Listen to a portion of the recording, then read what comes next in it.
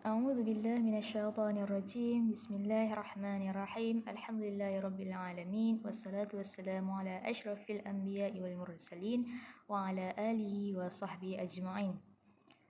اللهم صل على سيدنا محمد وعلى آل سيدنا محمد. قال سبحانك لا علم لنا إلا ما علمتنا إنك أنت العليم الحكيم ولا حول ولا قوة إلا بالله العلي العظيم.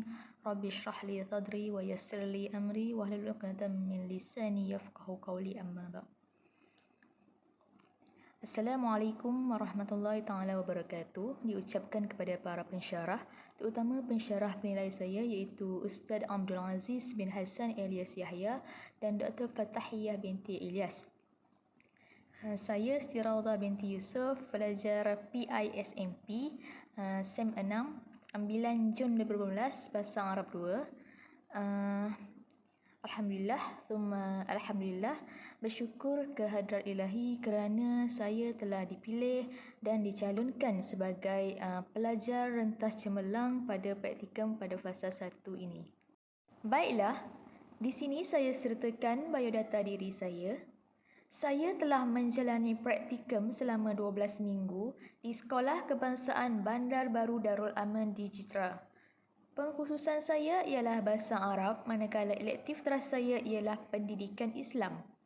Pensyarah penyelia bagi bidang teras saya iaitu Bahasa Arab ialah Ustaz Azhari bin Hamzah, manakala pensyarah penyelia bagi elektif teras saya iaitu Pendidikan Islam ialah Ustaz Rahman bin Ismail.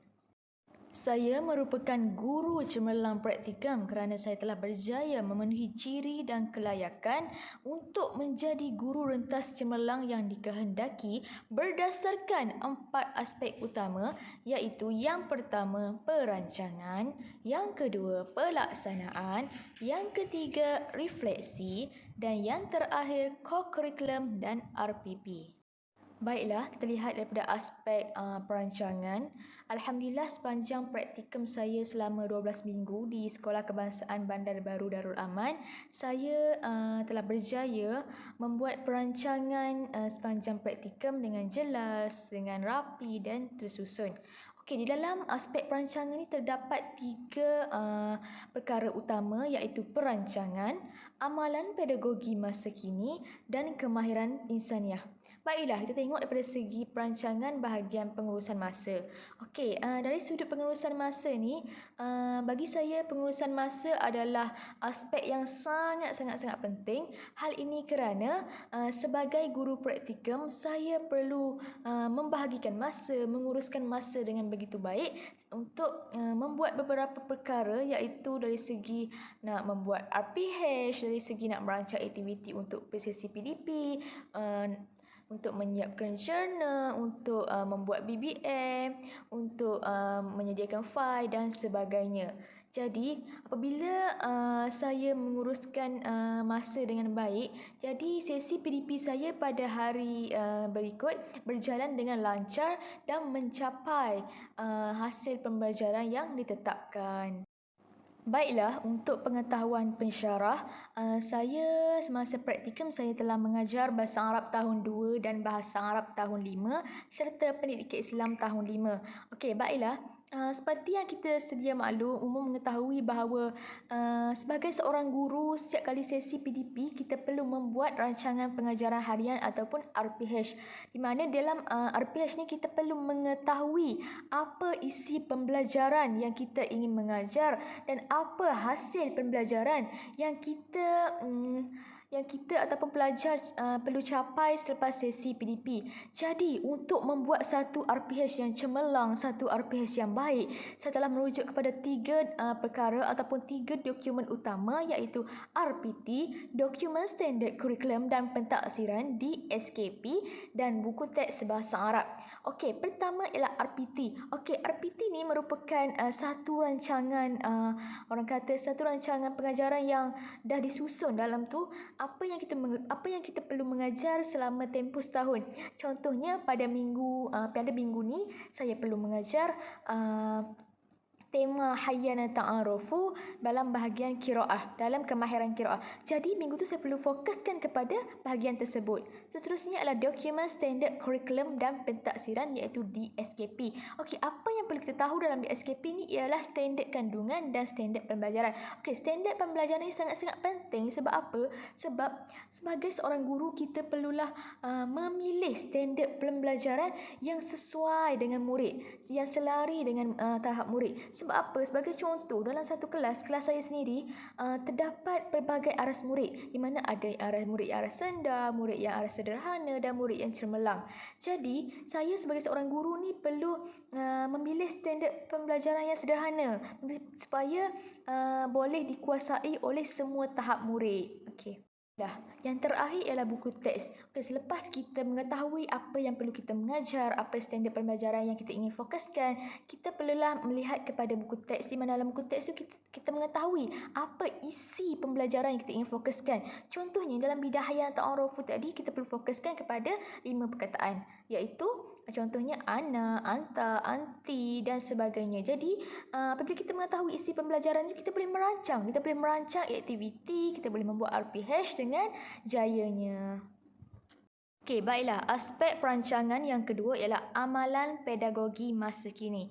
Okey, di dalam bahagian ini terdapat 3 perkara utama, iaitu yang pertama ialah literasi TMK atau literasi teknologi maklumat dan komunikasi. Okey, semasa sesi PDP saya telah mengaplikasikan bahan pengajaran yang bersumberkan teknologi. Baiklah. Sebagai contoh, saya telah menggunakan inovasi semasa sesi PDP saya, di mana saya telah berjaya mencipta Smart PowerPoint nana nombor, iaitu satu inovasi yang memfokuskan kepada maharah istimak kalam, iaitu kemahiran mendengar dan menyebut al-arqam wal adat, iaitu nombor dalam bahasa Arab. Okey, di dalam inovasi Smart PowerPoint nana nombor ini terdapat 4 bahagian utama, iaitu yang pertama pembelajaran interaktif, yang kedua slot permainan, yang ketiga slot video dan nyanyian, dan yang terakhir slot latihan pengukuhan. Okey, penggunaan inovasi dalam kelas ni, penggunaan inovasi Smart PowerPoint dan nombor dalam kelas dilihat sangat memberi kesan yang baik kepada pelajar. Sebab apa? Pelajar menjadi seronok untuk belajar al-arqam wal adat, serta dapat mengukuhkan lagi pengetahuan pelajar dalam maharah istimak kalam dalam bidang al-arqam wal adat. Baiklah, amalan pedagogi masa kini bahagian kedua ialah bahan bantu mengajar. Okey, bagi pendapat saya sendiri, bahan bantu mengajar merupakan satu perkara yang penting. Sebab apa? Selain daripada untuk meningkatkan kefahaman pelajar, murid juga dapat belajar secara seronok, secara fun dan sebagainya.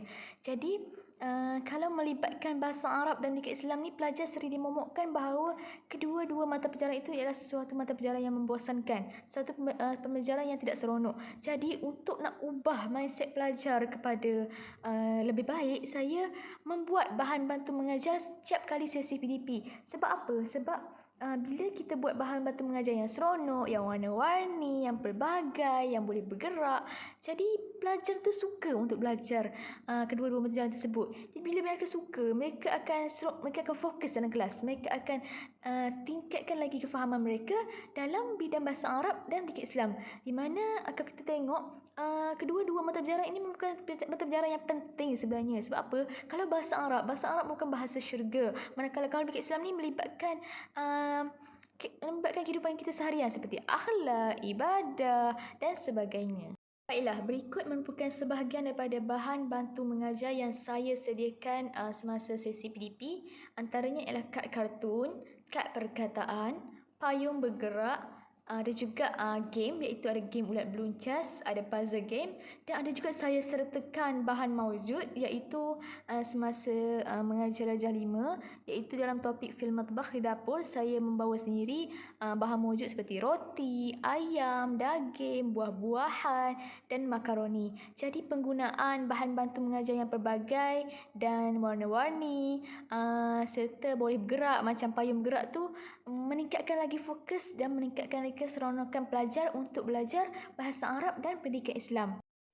Komunikasi dan kolaboratif merupakan bahagian terakhir dalam amalan pedagogi masa kini. Okey, semasa sesi PDP, murid diberi peluang untuk bercakap, untuk menyampaikan idea, untuk memberi pandangan mereka terhadap sesuatu topik dalam sesi PDP. Okey, sebagai contoh, semasa saya mengajar bahagian ibadat dalam tahun 5 iaitu solat berjemaah, sebelum saya menerangkan apa itu pengertian solat jemaah, saya telah membahagikan pelajar mengikut pasangan di mana mereka perlu berbincang, mereka perlu berkolaboratif, mereka perlu berkomunikasi antara sesama pasangan mereka mengenai apa yang mereka faham mengenai solat jemaah itu sendiri.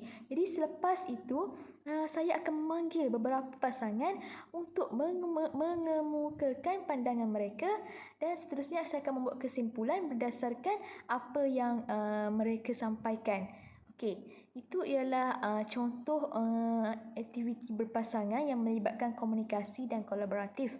Manakala untuk berkumpulan, saya juga membahagikan pelajar kepada beberapa kumpulan di mana setiap kumpulan itu perlu menulis idea mereka, contohnya kepentingan hijrah dalam satu kad manila. Jadi bila mereka siap, mereka akan membentangkan dahulu apa yang mereka dapat itu daripada kepentingan hijrah itu sendiri. Jadi melalui aktiviti berkumpulan dan berpasangan ini dapat meningkatkan tahap komunikasi dan kolaboratif dalam sesi PDP saya. Baiklah, aspek terakhir dalam perancangan ialah kemahiran insaniah.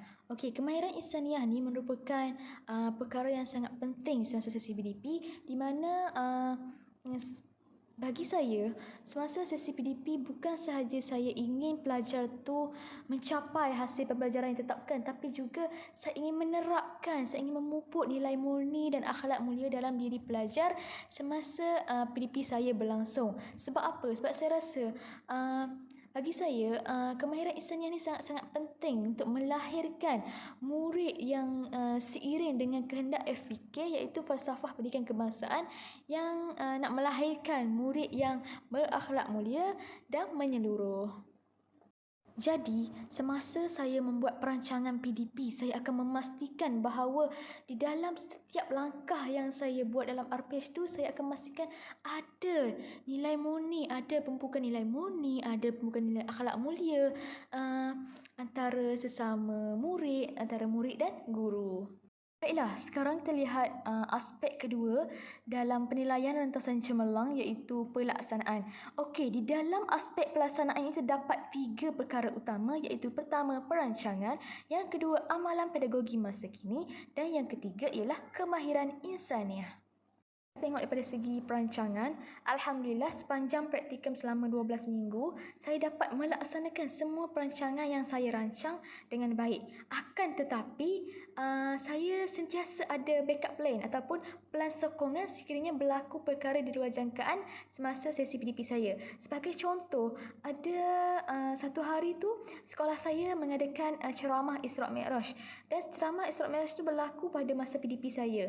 Jadi automatik saya tidak dapat melaksanakan PDP yang di dalam kelas. Akan tetapi pada malam tersebut saya telah menyiapkan nota kepada murid dan nota juga, selain pada nota juga ada sertakan lembaran kerja kepada murid. Sebab apa? Sebab saya tak nak pelajar tu ketinggalan dalam pelajaran dan ketinggalan dalam apa yang mereka sepatutnya belajar pada minggu ini.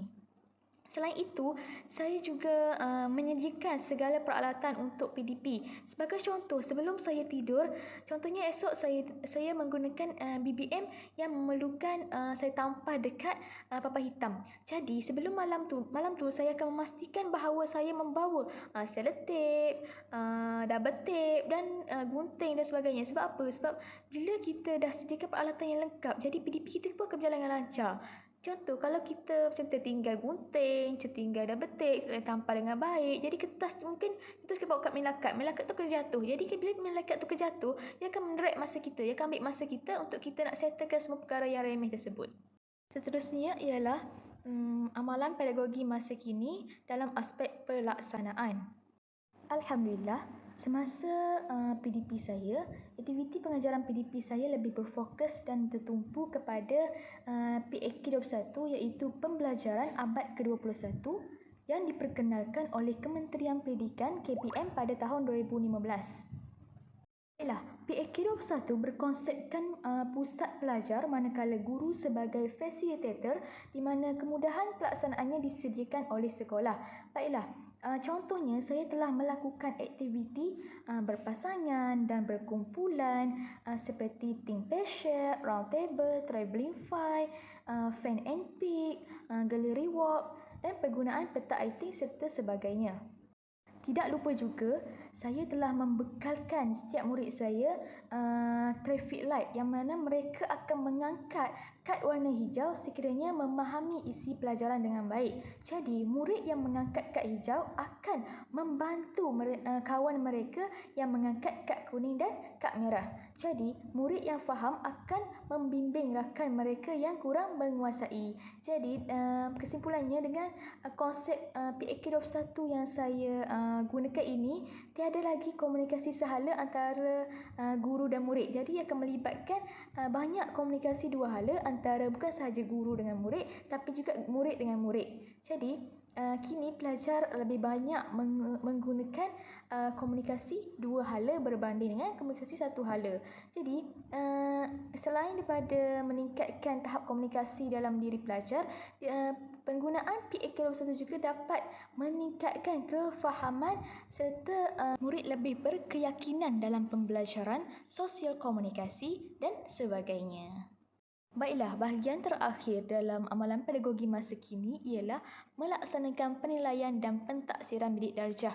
Okey, selepas setiap sesi PDP, saya akan melaksanakan penilaian dan pentaksiran kepada murid. Di mana penilaian dan pentaksiran sangat-sangat penting untuk saya mengetahui pelajar tu faham ke tak apa yang diajar dan untuk mengetahui setakat mana kejelasan dia terhadap isi pelajaran.